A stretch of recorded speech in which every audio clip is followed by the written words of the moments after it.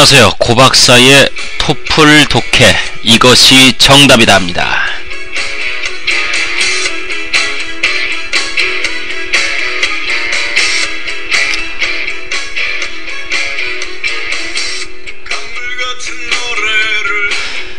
자, 오늘부터 총 11회에 걸쳐서 여러분들과 함께 토플 독해에서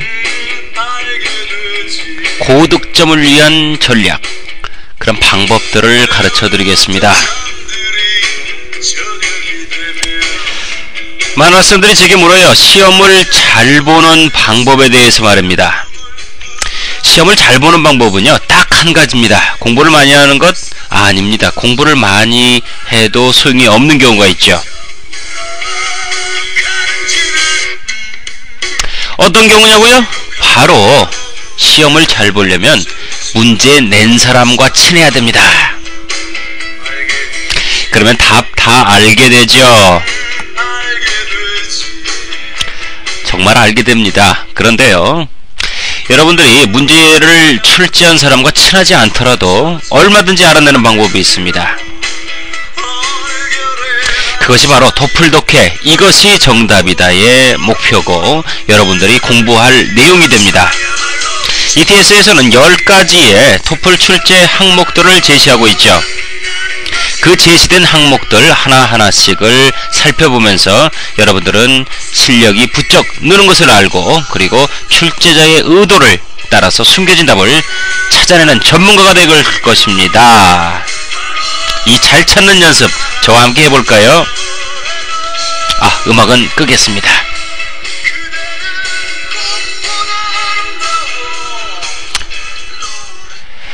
자, 음악도 껐고요. 이제 1과부터. 자, 그런데 오늘 1과에서는요, 오리엔테이션입니다. 오리엔테이션.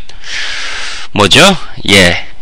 약 10가지의 시험에 나오는 내용을 공부하기 전에 여러분들과 간략하게 이런 식으로 문제를 풀고, 그리고 숨겨놓은 답을 찾아낼 수 있다라고 하는 것을 배우게 되는 시간입니다. 1과는 그렇고요. 나머지 2과에서부터 11과에 이르는 그 동영상을 통해서 여러분들이 하나씩 정복해 나가도록 하게 될 것입니다. 먼저 오늘 1과 볼까요? 1과 보니까 사전을 찾지 말자 이렇게 되어 있군요. 여러분, 토플 시험은요, 그냥 시험에 불과하죠. 어떻게 하면 출제자의 의도에 따라서 숨겨진 답을 찾아내는가, 바로 숨겨진 답을 찾아내는가, 그것이 바로 토플 독해 이것이 정답이다의 목표라고 그랬습니다. 참, 소개해드릴까요? 저 고정민입니다. 오늘부터는 고박사라고 여러분이 불려주셔도 되겠죠. 자, 여러분들은 오늘부터 답을 잘 찾는 방법만을 배웁니다. 사전도 필요 없죠. 찾기만 하면 되죠. 자, 얼마나 좋은 수업을 듣고 계신가요? 자, 여러분, 독해에 있어서요, 지문을 읽고 우리말로 옮겨라, 이런 문제는 출제된 적이 없죠. 따라서 독해 문제풀이의 핵심은요, 해석에 있지 않고요, 원하는 정보를 찾아내서 바로 맞추는 데 있습니다. 사전을 찾아가지고요, 바른 해석을 해보려고 하는 노력들, 물론 좋지만 그건 다 헛수고죠. 문제의 핵심을 파악하고요, 빠른 시간 안에 잘 찾는 연습, 오늘부터 요 연습이 여러분과 저에게 필요하다라고 하는 거죠. 예문을 볼까요? The Batches headed across the lake. 자, 이러한 문장을 읽고, 자, 다음과 같은 질문을 받았다고 하죠. 바쥐라고 하는 말이 뭐냐, 뭐와 가장 가깝겠냐, 이러한 얘기가 됩니다. 여러분, 중국 음식점에 가면요, 메뉴판을 쫙 보세요. 거기에서 라면, 떡볶이, 이런 내용 찾을 수 있나요? 없죠. 중국 음식점에 가면은 메뉴는 모두 중국 음식에 관련된 메뉴로만 이루어져 있습니다.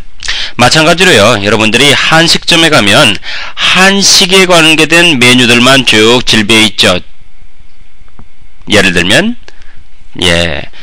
김치찌개도 있고요, 그리고 삼겹살이니 그런 메뉴들이 등장을 하겠지요. 거기에서 짜장면이 등장할 일은 없겠지 않습니까? 바로 이겁니다. 여러분들이 단어 문제를 발견했을 때, 그때에 이 단어가 모르는 단어라면은 주저없이 양쪽 옆을 뒤지게 됩니다. 양쪽 옆을 뒤져서 바로 어떠한 메뉴냐, 그래서 이 그 문제 상황에서의 어떤 분위기를 파악한다는 거죠. 여기를 보니까 더 레이크라고 하는 단어가 있군요. 그걸 보니까 현재 레이크에서의 어떤 일이 일어나고 있다라고 하는 거죠. 그런데 어크로스라고 하는 것은 넘어가다가 돼버리니까 레이크를 넘어가다, 호수를 넘어가다. 자, 이러한 정도의 정보를 가지고 이제 보기로 옵니다. 보기에 왔더니 뭐가 있어요? 보트가 있군요. 그러니까 보트가 정답이 되는 겁니다. 선생님, 질문 있습니다. 뭔데요? 이 학생 앞으로도 계속 등장할 겁니다. 뭔데요? 선생님, 레이크를요, 비행기를 타고도 1번 플레인을, A번 플레인을 타고도요, 호수를 건너갈 수 있지 않습니까? 참 똑똑한 학생이군요. 자, 그런데 이렇게 두 가지 종류의 고르는 것이 나온다면은 어떤 것이 더 가깝겠어요? 비행기를 타고 상공으로 지나가다? 그렇지 않고 그냥 직접적으로 호수를 지나가다. 더 가까운 놈을 고려야 되겠죠? 그래서 답은 바로 D번의 보트가 되는데요. 레이크와 어울리는 단어를 찾아내는 것, 바로 그것이 답이 됩니다. 이것이 바로 컨텍스트, 문맥 파악이라고 하는 방식입니다.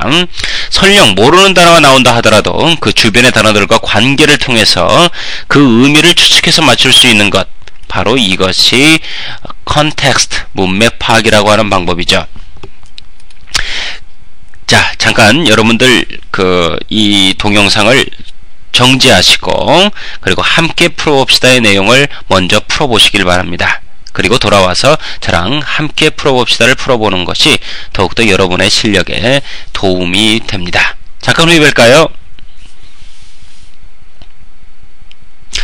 벌써 다 풀으셨다고요? 함께 풀어봅시다를 함께 풀어보겠습니다. 1번 문제 보겠습니다. What's the topic of this passage? 이 글의 주제는 뭘까요? 라고 하는 내용이죠. 자, 주제를 물어보는 문제가 등장을 하면은요, 여러분들은 요것을 생각을 하셔야 됩니다. 출제자의 의도. 역시.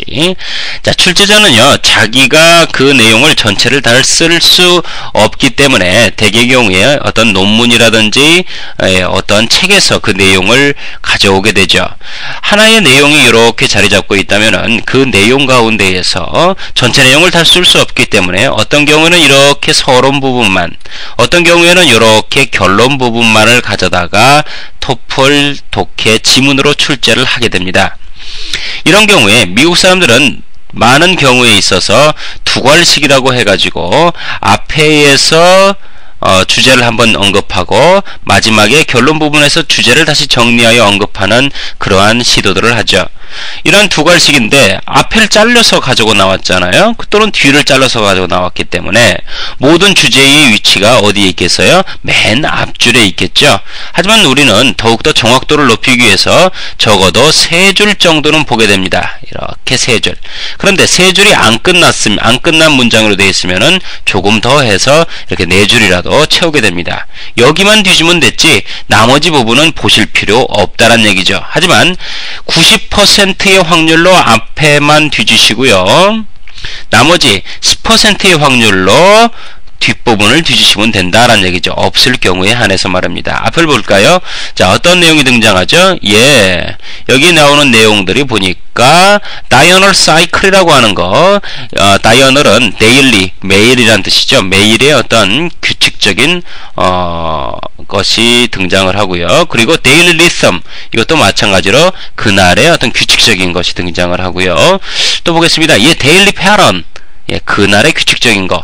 지금 여기서 보니까 그날의 어떤 규칙적인 것을 등장을 하죠.